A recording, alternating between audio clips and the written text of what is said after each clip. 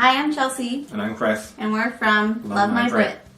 And we're here today to talk about secret visa weddings. So we had a secret visa wedding.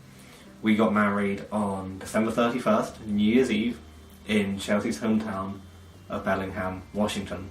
Yes. And we did that because we wanted to apply for the UK spouse visa instead of the fiancé visa. So obviously, to apply for a spouse visa, we needed to be married before we could start that process. Yeah. So that's why we decided to get married on New Year's Eve in the USA.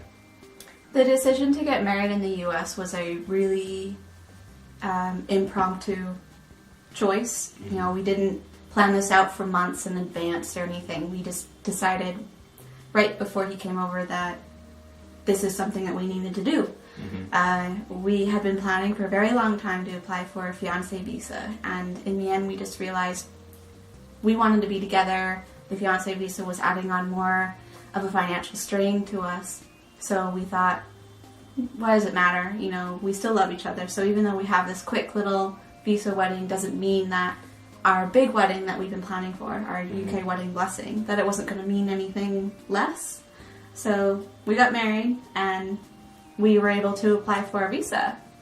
But what people don't know is a lot of times when you're in an international relationship, you're forced to kind of have to get married a little sooner than you might want, because there really isn't much of an option outside of work visas and student visas. You don't really have the opportunity to just live in that person's country. So you need to look into settlement options, and that's usually through marriage. Right. In the UK, we're lucky in that you can stay for up to about 6 months at a time.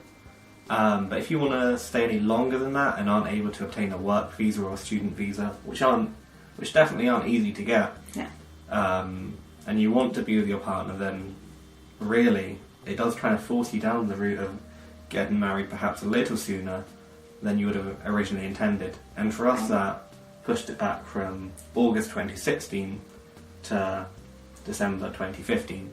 So not a huge difference, but still a little earlier than we were originally planning. And I don't regret it. You know, a lot of international couples will have more than one wedding.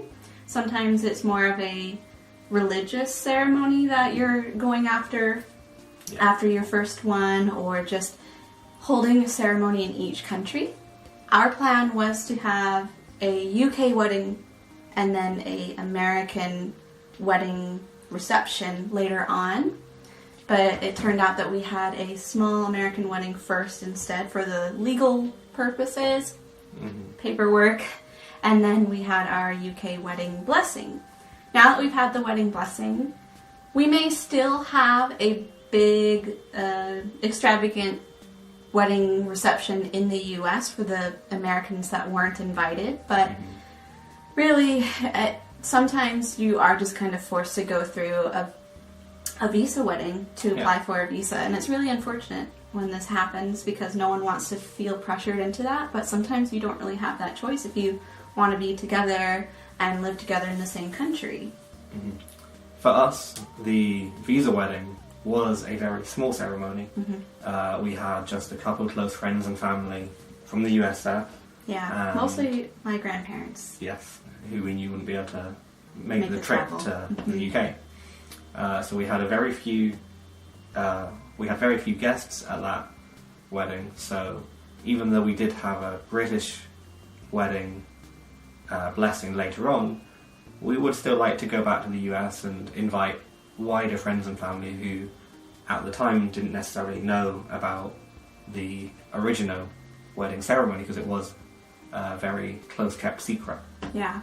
And in the UK, it's not as easy just going off and getting married, especially if you're not a EU citizen, with the whole giving notice, 28 days? 28 days notice. Before the wedding. And then before that, you have to live in that place for 7 days. Yes. So it's up to about 35 days at that point before you can actually get married. So having like an impromptu wedding in the UK just doesn't really happen. And so for us, me being an American citizen and being able to have a quick wedding in the US was really helpful in our case. Yeah. So you want to always make sure, though, if you're doing this for a visa to kind of help ease up the process, that the wedding you're having is valid in the UK. Yeah. Not all countries will have a valid wedding seen in the British government eyes. So according to the UK government, any wedding which is legally recognised by the country that it took place in will count as a legal wedding, and you'll be able to use that to apply for your spouse visa. But if in some cases it might be a religious ceremony which doesn't actually have a legal aspect in your country, you will need to also have the legal aspect to be able to use that for your spouse visa. Yeah. We know several couples, especially American and British couples, who married first in the US so that they could do the same thing as us and just apply for a spouse visa instead. And it does make everything so much simpler if they're able to do that. We understand that not everybody wants to do this. This might not be something that every couple themselves were hoping to do. Some of them can, spend the extra cash on this extra visa and marry legally in the UK, but some of us don't really have all of those funds all together at once or really feel like that's the most appropriate option for us. So, just do your research, do your homework, and make sure you're not just jumping into it. And don't let the fact you are having two weddings detract from either of them. I think the reason that we were unsure of whether this was something we were going to do or not for a few days was what was holding us back was that we didn't want this to take away from the wedding that we'd spent over a year at that point planning. But once we just kind of got past the idea that this was going to be a very small wedding, it was going to be for the paperwork, that we were going to try and differentiate it somehow. You didn't wear your wedding dress, we wore more New Year's Eve appropriate clothing. Yeah. So we tried to make sure there was some degree of separation in our minds between how these 2 days would feel, and that one would feel a bit more informal and one would feel a lot more like a wedding day. Yeah. So it's very natural to have those feelings of, oh, I'm not sure I want to do this because I don't want to take away from our wedding day, or I don't want to upset people. Because it's special. I don't want them to feel as if they're not invited to our real wedding. Right. But if you do make that effort to try and have some kind of separation between the 2 days, that will help you out in the long term. I think for some people, having a quick visa wedding or a secret wedding, it can really upset some family members because they feel like it's a betrayal, or that you're just trying to elope and do this without their blessing, when really it's not about that at all. It's just about being together, and they're still going to be invited to your next wedding.